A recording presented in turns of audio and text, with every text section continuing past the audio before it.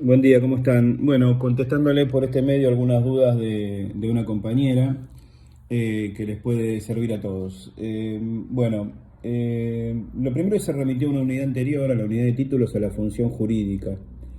En realidad la función jurídica la hemos explicado varias veces y está claro en el texto. Es en sí misma el derecho incorporado al título, que lo que establece junto con la abstracción y la autonomía, la imposibilidad de la oposición de excepciones causales. Por eso también vimos cuáles eran las excepciones que se podían dar en los juicios ejecutivos. Es decir, ¿cuál es la función jurídica del título circulatorio? Es que ese derecho incorporado autónomo, ya por solo hecho de estar dentro del instrumento, del papel, en el caso, por ejemplo, de un pagaré, dentro de un papel que tiene esas características que establece el decreto ley, ya al momento de ser presentado al cobro, el poseedor tiene la garantía de que el que debe pagar no va a poder oponer ninguna excepción causal, salvo las que tenga que ver con el documento en sí mismo, por ejemplo, que no tenga la firma o que la firma no corresponda o que tenga algún tipo de fallo en la literalidad. Esa es la función jurídica, justamente la posibilidad de abstraer un derecho e incorporarlo en un título. Después, bueno, las otras dudas que tenía eran las obligaciones pendientes de plazo en el fallido. Dice que por qué se consideran vencidas de pleno derecho en la fecha de la sentencia de la quiebra.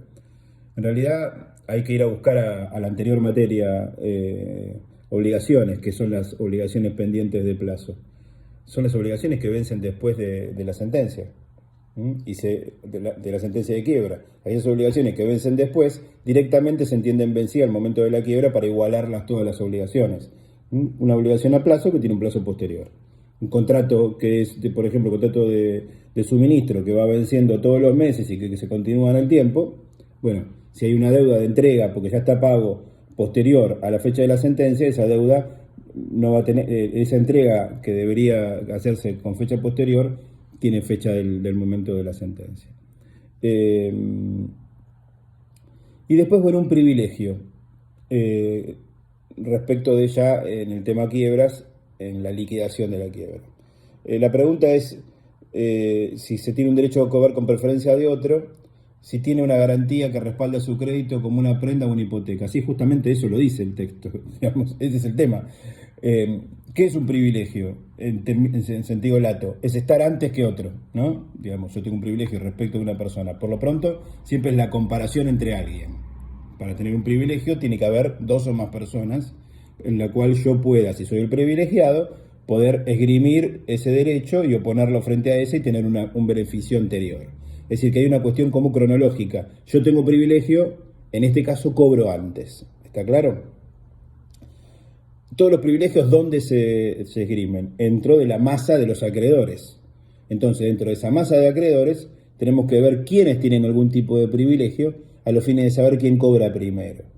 ¿Y respecto de qué? Si del total o de un bien o de la liquidación de un bien de particular. En el caso de la prenda y la hipoteca, justamente como es una garantía y es un derecho real, recuerden que lo vimos en la primera materia en civil, un derecho real relaciona la persona con la cosa, con lo cual ese derecho continúa vivo, vigente, y cuando se liquide esa cosa, en particular, si es un inmueble o una hipoteca, si es un mueble o una prenda, yo, acreedor prendario o acreedor hipotecario, voy a tener privilegio a cobrar que toda la masa de acreedores que cobrará posteriormente, pero solo, en este caso, en la liquidación de ese bien.